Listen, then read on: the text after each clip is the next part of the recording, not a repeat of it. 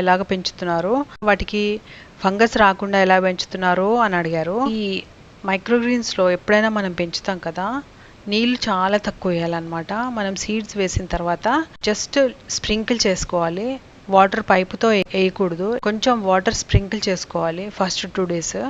దాని తర్వాత ఏమవుతుందంటే చిన్న చిన్న మొలకలు వచ్చేస్తాయి. సో 1-2 daysకి ఇలాగ గ్రీన్గా అయిపోతాయి కదా. వన్స్ గ్రీన్ అయిపోయిన తర్వాత మనం నీళ్లు దానికి మామూలుగా ఆకు పైన నుంచి వేయకూడదు అనమాట. వేస్తే ఏమవుతుందంటే ఫంగస్ వచ్చేస్తుంది అనమాట. సో దాన్ని ఎలా వేయాలి నీళ్లు అంటే, ఇప్పుడు మనం ఒక పాట్ తీసుకున్నాం కదా, ఈ పాట్ ఇలా ఉందనుకోండి, అయితే ఒక్క సైడ్ కొంచెం స్లాంట్గా ఉంచేసుకోవాలి. పాట్ని ఉంచేసుకున్న తర్వాత ఒక చిన్న గ్లాస్లో వాటర్ తీసుకోవాలి.